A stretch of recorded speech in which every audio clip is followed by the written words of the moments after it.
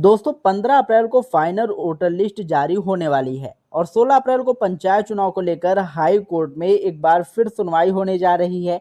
आप सभी को याद होगा कि इससे पहले भी कई तारीखें दी गई, जैसे 25 मार्च, 1 अप्रैल, 8 अप्रैल, लेकिन हर बार सुनवाई जो है वो टलती चली गई। अब 16 अप्रैल की तारीख को लेकर लोगों के मन में एक नई उम्मीद जगी है कि इस बार शायद कोई ठोस फैसला देखने को मिल सकता है, क्योंकि जितनी बार तारीख आगे बढ़ती है उतना ही लोगों का भरोसा जो है वो प्रभावित होता है।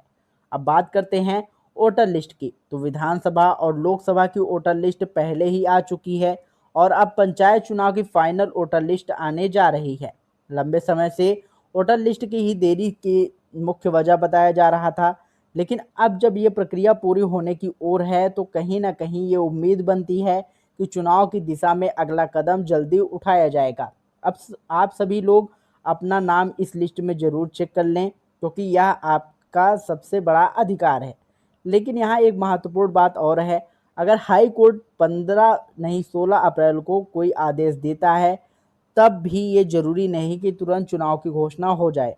कई बार सरकारें अलग-अलग प्रक्रियाओं और कारणों का हवाला देकर चुनाव को आगे बढ़ा देती हैं। ऐसे में यह देखना बेहद ज़रूरी होगा कि कोर्ट के आदेश के बाद क्या स्थिति बनती है और क्या सरकार उस पर तुरंत असल कार्यवाही करती है या नहीं। पंचायत चुनाव सिर्फ एक चुनाव नहीं बल्कि गांव के विकास की नींव है। गांव की सड़कों से लेकर योजनाओं तक हर चीज़ में प्रधान की भूमिका अहम होती है। इसलिए जनता भी अब जागरूक हो चुकी है। जो प्रधान अच्छा काम कर रहे हैं उन्हें दोबारा मौका देना चाहती है और जो पीछे रह गए उन्हें जवाब देना चाहती है। यह लोकतंत्र की असली ताकत है। अब अगर समय की बात करें तो कई लोग का मानना है कि चुनाव 26 में ही हो जाना चाहिए, लेकिन कुछ हालात ऐसे भी दिख रहे हैं जिससे लगता है कि 27 तक भी जा सकता है, क्योंकि विधानसभा चुनाव, उनका रिजल्ट, नई सरकार का गठन और फिर आरक्षण की प्रक्रिया, इन सब में काफ़ी समय लगता है।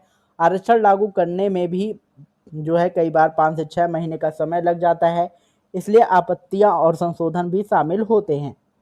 अगर भविष्य की स्थिति को देखें तो यह साफ है कि अगर 16 अप्रैल की सुनवाई में भी कोई ठोस निर्णय नहीं आता है और तारीख आगे बढ़ती है तो पंचायत चुनाव में और देरी हो सकती है। इसलिए यह तारीख बहुत अहम मानी जा रही है और पूरे प्रदेश की नज़र इसी पर टिकी हुई है। तो दोस्तों सबसे ज़रूरी बात यह है कि लोकतंत्र में जनता की आवाज़ सबसे ऊपर होती है। अगर लोग अपने मुद्दों पर जो है वो बोलना बंद कर देंगे तो धीरे धीरे महंगाई, बेरोजगारी, शिक्षा और स्वास्थ्य जैसे मुद्दे भी पीछे छूट जाएंगे।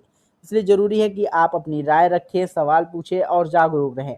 तो दोस्तों आप बताइए, क्या पंचायत चुनाव 2026 में होना चाहिए या इसे और आगे बढ़ाना ठीक है? अपनी राय ज़रूर दें, क्योंकि आपकी आवाज़ ही सबसे बड़ी ताकत है। चैनल विद्याधाम के साथ जुड़े रहिएगा, क्योंकि यहाँ पर ऐसी महत्वपूर्ण अपडेट्स आप लोगों के लिए हमेशा मिलती रहती है। मिलते हैं नए वीडियो में नई अपडेट के साथ, तब तक के लिए जय हिंद, जय भारत।